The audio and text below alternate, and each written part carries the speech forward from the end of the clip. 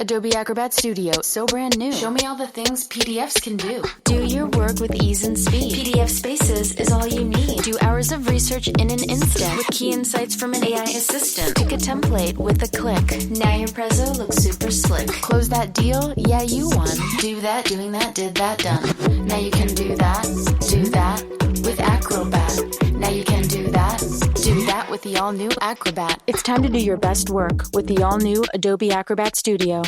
It's 7v7 soccer. Smaller the pitch, faster the action. The world's elite soccer clubs compete for their share of a massive $5 million prize. Catch World Sevens on TNT, True TV, and HBO Max December 5th through the 7th. And now, a message from McAfee. Your package couldn't be delivered. You owe thousands in unpaid tolls! You want a free gift. If texts like these sound familiar, McAfee can help. McAfee automatically identifies text and email scams as well as AI-generated audio to help you stay safe. If they're faking it, they're not making it past us. Get award-winning scam detection today. McAfee.com/keepitreal. Looking for ways to keep the kids entertained while traveling? Netflix Games lets them jump into fun, creative adventures at no extra cost. Everything's unlocked with your Netflix membership. From Paw Patrol Academy and Lego Duplo World to Barbie color creations and World of Peppa Pig. There's something for every little explorer. And you don't need Wi-Fi. Kids can play anytime, anywhere. Visit netflixfamily.com/travel tips for all your kids' holiday entertainment. This podcast is brought to you by Carvana. Carvana makes car selling fast and easy from start to finish. Enter your license plate or VIN and get a real offer in seconds, down to the penny. If you accept, Carvana will come pick up your car from your driveway. Or you can drop it off at one of our car vending machines. Either way, you get paid instantly. It's fast, transparent, and 100% online. Car selling that saves your time. That's Carvana. Carvana. Pickup fees may apply. Hello and welcome to Saturday Morning Spread. I am your host, Mark Henry Jr. You can follow me on Twitter at Mark Henry Jr. NFL. That's my dog, Becky, chiming in. We're doing a little solo edition. The wife's out of the house. My normal podcast studio is an absolute Christmas pandemonium over there. So you get a nice view of the apartment here with the Christmas tree in the background. It's Christmas season, but more than anything, it's CFP season. It's college football playoff season. You go on Twitter, maybe it's just my algorithm, but you go on Twitter, nobody wants to talk about anything but college football. So we're going to talk a little bit about a lot of that today here. You can follow me on Twitter, by the way, at Mark Henry Jr. NFL. Go follow Eagles Pinpool at Eagles Pinpool. Follow Shane Half at Shane Half NFL, and go subscribe to the Eagles Pin Pull YouTube. Only have one college football Saturday play today. I actually I'm branching my wings out and flying a little bit on the hardwood with college basketball. Have a couple teams I've kind of staked some odds in early on in the year, and have some kind of takes that will probably take me, as far as until they let me down completely. So a couple teams that I have my eyes on, and a lot of them play today. So good college basketball slate. And let's get started there. I have my NFL picks for tomorrow. I believe I have 4 on the 1 o'clock slate, a teaser on the late afternoon, and then some Monday plays. But let's get started in college football in Conference Championship Saturday. The way that the Conference Championship police want to protect the importance of this day while also not punishing the loser has never made sense to me. If you want to act like this day is important just because of banners and flags, all right, man. I guess I look at things a little bit too cut and dry, a little bit too black and white, because when you move from a 2-team championship to a 4-team playoff to a 12-team playoff, that invariably is going to change the expectations, hopes, and dreams of a good bit of schools, even the schools that pop up and surprise us throughout the year and make us think they have a chance and don't end up having a chance. The 12-team playoff is what the sport is about now. Everything that happens outside of it, once that's over, once the committee decides who the 12 teams in the playoff are on Sunday or on tomorrow at noon, I don't have a whole lot of interest in discussing the other 100 and whatever it is. And that still goes even if Notre Dame isn't in. And I think that there's a chance based on a game today that Notre Dame isn't in. Conference Championship Saturday, we can't act like it is what it was. It just isn't. When you increase the amount of the playoff, the conference championships mean less. And I get that they tried to mitigate that by the teams getting in with auto bids. And most of the time, those teams are going to get in anyway. But certainly some anomalies this year, and we'll see how things go. I think this is the last time we'll be seeing an 11 and 12 seed like Virginia, like Tulane, like James Madison. I think they will probably keep a spot, but I think there will be some guardrails put where if you're a conference champion that does not meet those expectations, or if the fifth conference champion is not ranked or top 20 or whatever that is, that you go to the number 11 team or the number 10 team or the number 12 team or wherever that cut line is. It's going to be one of Notre Dame, BYU, or Miami this year. Real quick, nobody wants to hear me talk about it. And honestly, I don't want to talk about it too much because in my opinion, it's over. The committee decided Notre Dame for 6 straight weeks has been put over Miami. Notre Dame and Miami don't play this week. Why do people think that 2 teams that don't play this week, when one is 10 and one is 12, if the number 11 team moves, that makes the number 12 team better than the number 10? I think Hunter Yurachek did not want to take all of the intrigue away from the playoff reveal on Sunday, which is a big deal for ESPN. If you look at his comments when he wasn't on ESPN, a little bit more favorable to Notre Dame, especially his comments to Mike Golick, the radio host. And for whatever, I think it's a joke that people, and I don't think this would be happening if it was other schools besides Notre Dame. I think there's obviously a hatred towards them, rightfully or not rightfully. But it's ridiculous that we're even just acting like head-to-head's the only metric when Notre Dame's won 10 straight games by double digits, and Miami's in a conference where 7-5 Duke is playing in the conference title game because they couldn't get it done and they couldn't win the tiebreakers against 7-5 Duke. So I don't really have a lot of sympathy for the argument. But even if you want to say, hey, Mark, Miami should be ranked above Notre Dame, that's fine.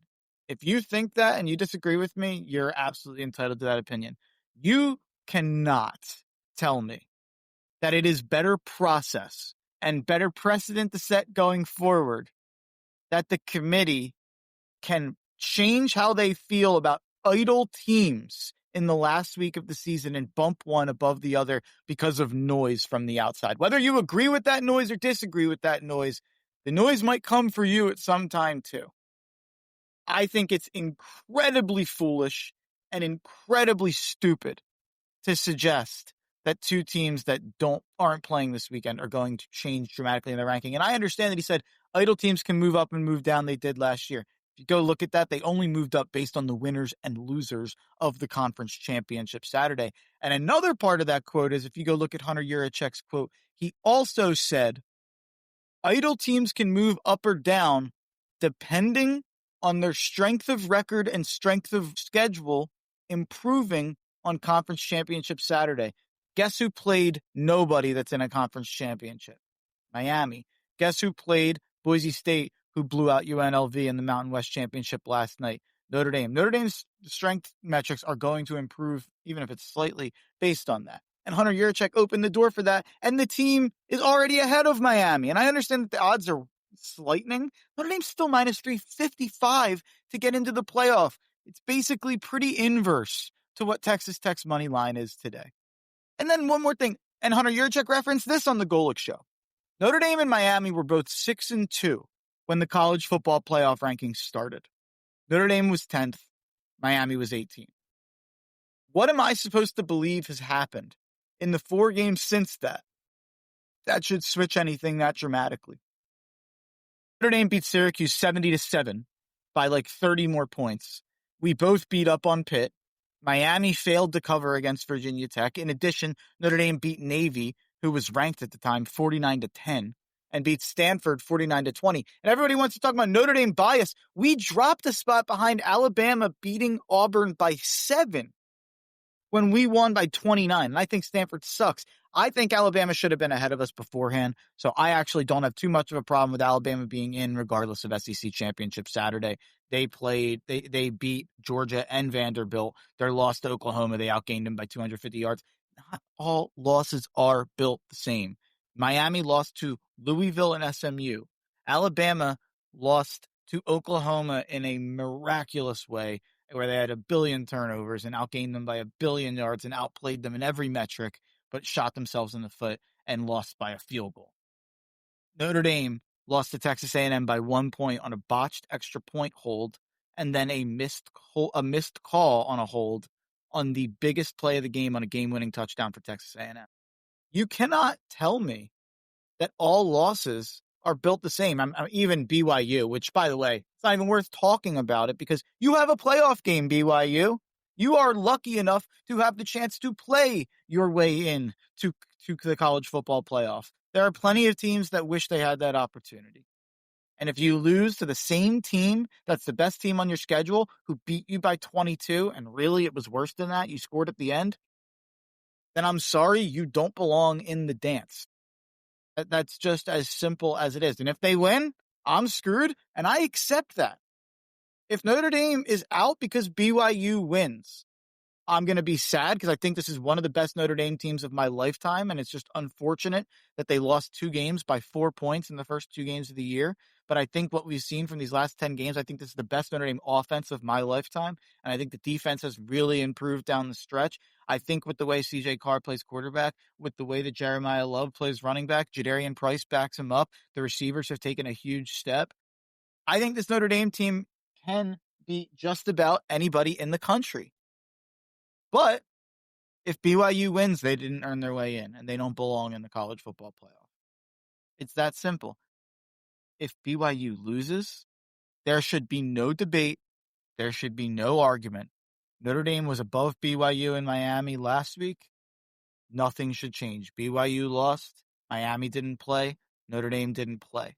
That should end. There should be no drama going into Sunday. And I suspect that the national media and maybe even some odds shifting based on money coming in will shift towards Miami a little bit more. I still think Notre Dame will be far more favored than Miami in that scenario to make the playoffs on the gambling markets. But I think it's just to build intrigue. And I think this is the ESPN machine doing what the ESPN machine does. And everybody out there that's saying, you know, the ACC, let's say Duke wins the ACC championship today and the ACC champion is out of the college football playoff. Everybody out there is saying, well, they're going to want to put an ACC team in. They're going to want to placate the ACC. They're in those CFP meetings with all the conferences.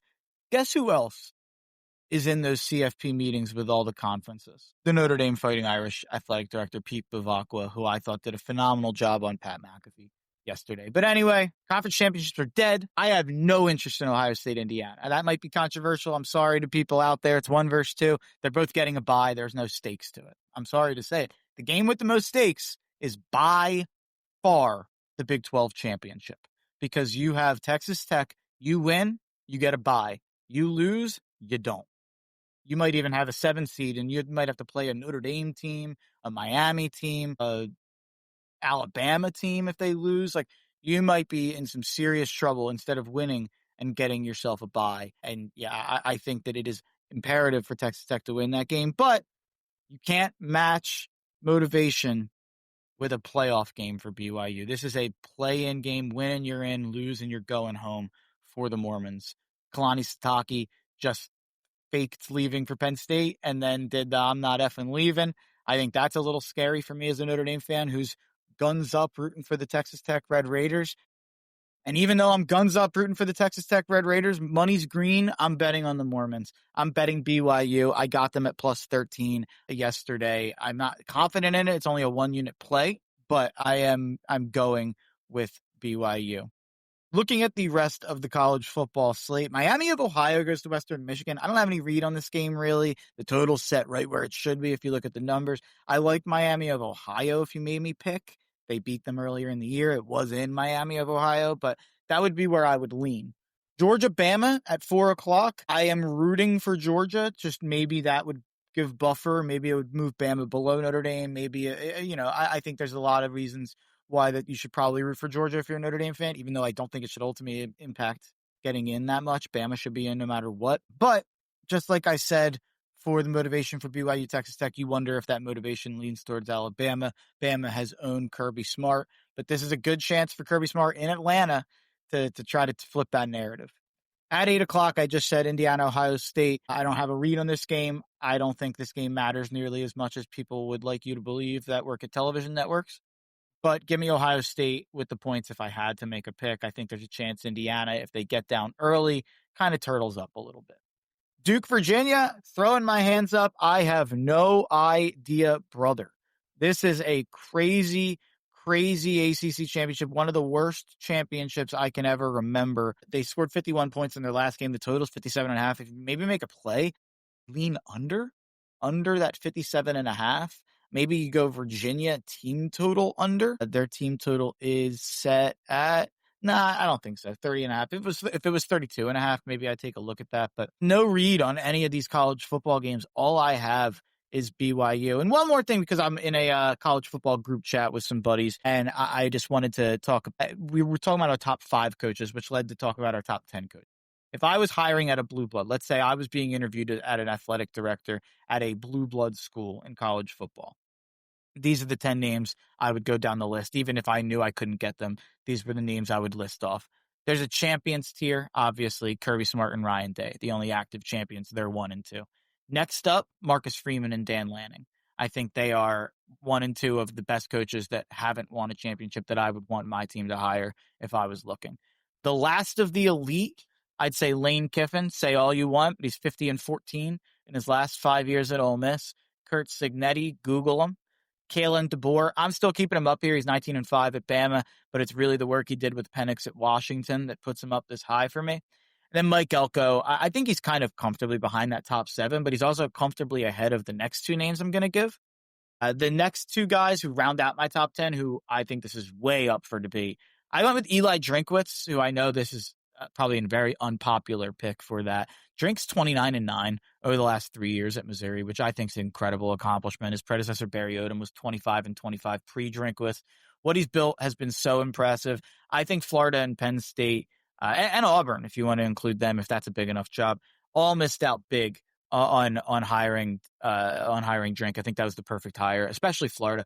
I've weirdly liked the lower level hires more than the high level hires. I think Oklahoma State got a hire in Eric Morris. I think Kentucky got a great hire in Will Stein. I think USF got a great hire in Brian Hartline. I think obviously Ole Miss and LSU, I think both did the right things. That's another conversation. I think Michigan State did a good job with Pat Fitzgerald. I think there's plenty of lower level or mid-level teams that did a great job with their searches.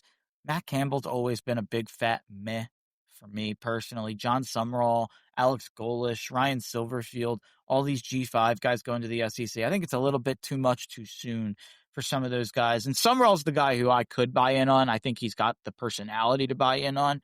I could get why he got in a room and sold them, but I would take Drink over any of those guys comfortably. And then my last guy rounding out the top 10 is Sark. I kind of wanted to say Whittingham or Dillingham, honestly, but Kyle's probably a little too old. Dillingham probably needs 1 more year of playoff competing to be put in that conversation, even though this year wasn't his fault with injuries. With the success Sark has had, it's hard to not put him on this list, but my heart doesn't truly believe it. I just couldn't find that 10th guy that I could really make the cohesive argument for over Sark. So that rounds out my college football portion of the show, and let's finish it up with actually real quick before we get to the NFL.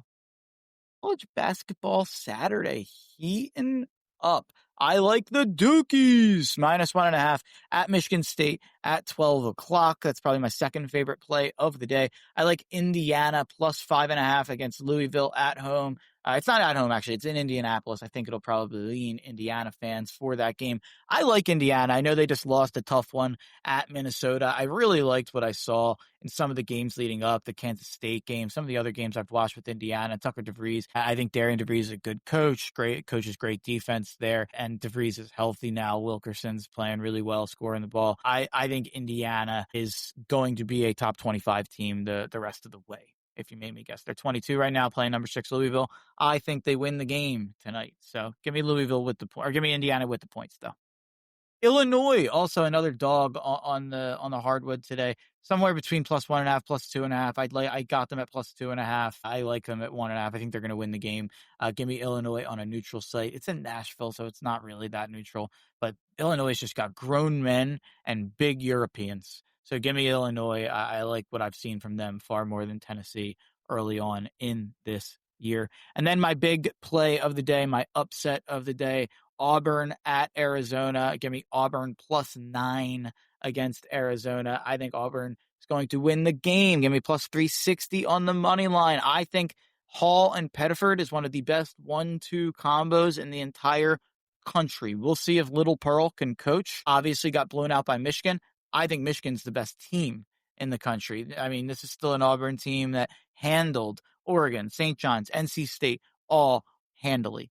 So give me the Auburn Tigers, War Dam Eagle +9, late night, 10 o'clock at Arizona. Let's talk about the National Football League, the NFL. My favorite play I have 4 plays at 1 o'clock. My favorite play of the 1 o'clock slate. Give me the Jacksonville Jaguars +2.5 against the Indianapolis Colts. Trevor Lawrence has started. I got a lot of stats for this one. A lot more stats than the other games, so bear down with me. I was about to say something inappropriate. I'm not going to do that. Trevor Lawrence has started 7 games as an underdog versus either the Colts or the Texans. His real threats in the division lately, and he's 5-2 against the spread in those games, covering by a touchdown per game. An issue under Shane Steichen for the Colts has been the bounce back off of divisional games. Indy 5-7 against the spread in those spots. 0-4 straight up and against the spread in their last 4 games in those spots. Daniel Jones has struggled historically against good defenses. I would say most quarterbacks do, but I'd say these numbers are even a little bit more pronounced. After last week, he's now 4-11-1 straight up playing outdoors against teams allowing under 20 points per game. At 22 points per game or less, that's 7-18-1, including 1-10-1 straight up in November or later. Banged up Daniel Jones, who already struggles in the cold, and a hurt Sauce Gardner. Give me the Jags. This stat mostly doesn't matter.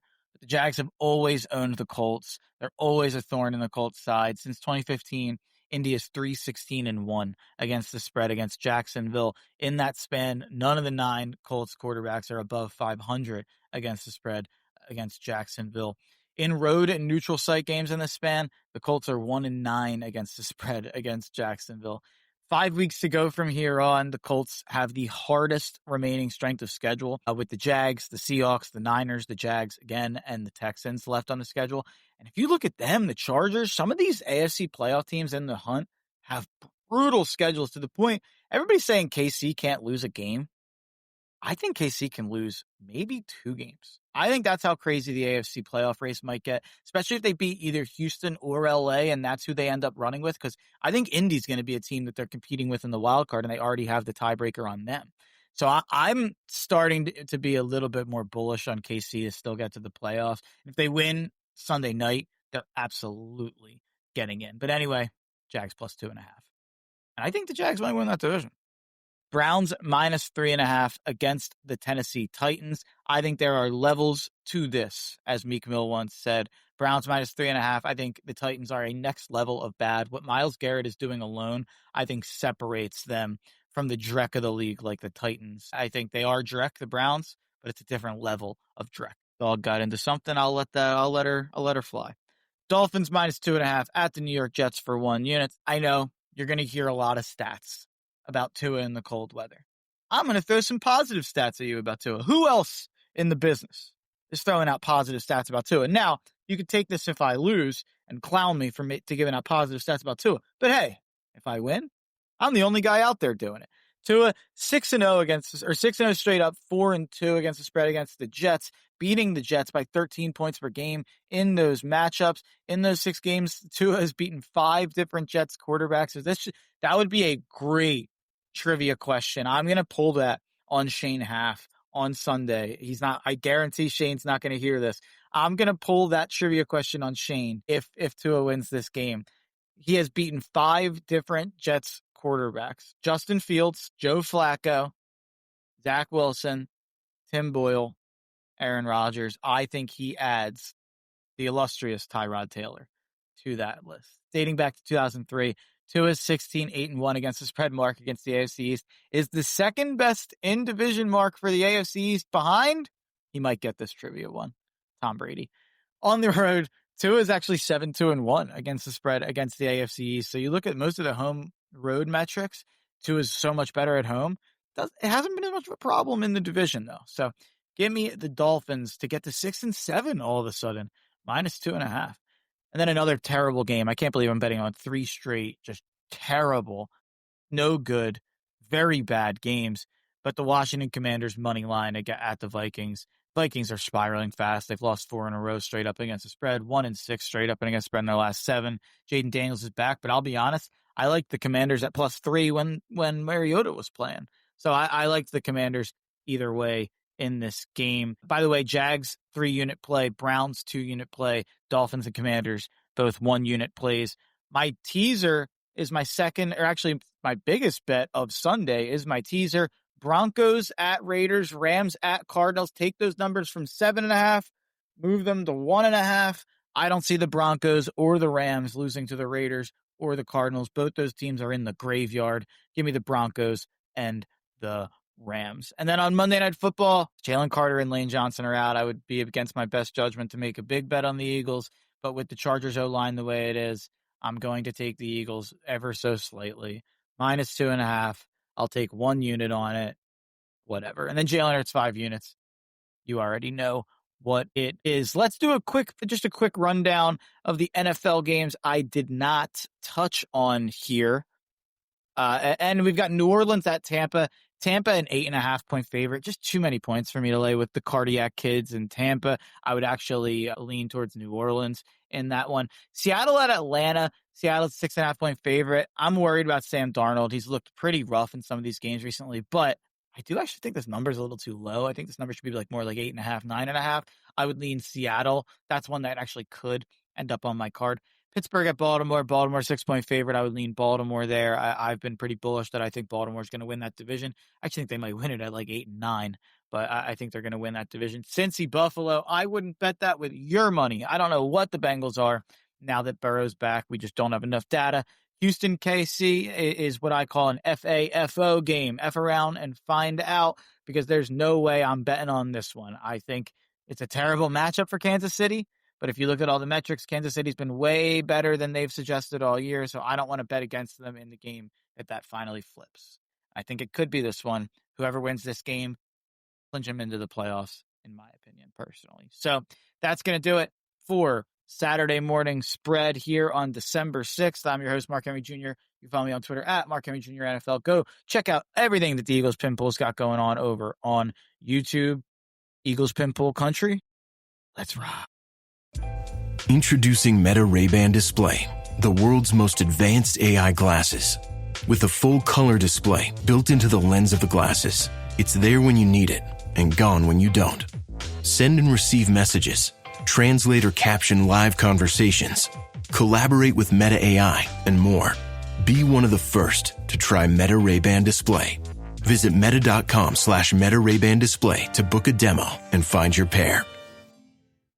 ¿Hablas español? Sprichst du Deutsch? Kann du Norsk? If you used Babbel, you would. Babbel's conversation-based techniques teaches you useful words and phrases to get you speaking quickly about the things you actually talk about in the real world, with lessons handcrafted by over 200 language experts and voiced by real native speakers. Babbel is like having a private tutor in your pocket. Start speaking with Babbel today. Get up to 55% off your Babbel subscription right now at babbel.com/Spotify. Spelled BABBEL.com/Spotify. Rules and restrictions may apply. Hi, I'm Jim. I'm not an actor, just a guy living with prostate cancer. My wife and I face each day head on. We asked my doctor about Xtandi enzalutamide. Xtandi 40 milligram tablets treats men with prostate cancer that has spread to other parts of the body and responds to a medical or surgical treatment to lower testosterone. Xtandi may cause serious side effects: seizure, a brain condition called PRESS, allergic reactions, heart disease that can lead to death, falls and bone fractures, swallowing problems, or choking that can lead to death. Stop Xtandi and get medical help at once if your face, tongue, lip, or throat start swelling. Tell your doctor at once if you faint, have a seizure, quickly worsening headache, decreased alertness, confusion, vision problems, chest pain or discomfort, or shortness of breath. Xtandi can cause harm to an unborn baby or miscarriage.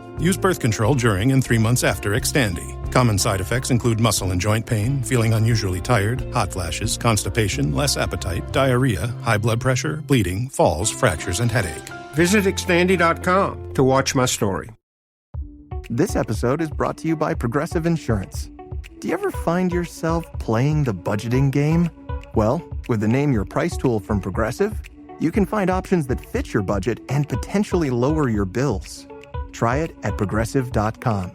Progressive Casualty Insurance Company and Affiliates. Price and coverage match limited by state law. Not available in all states.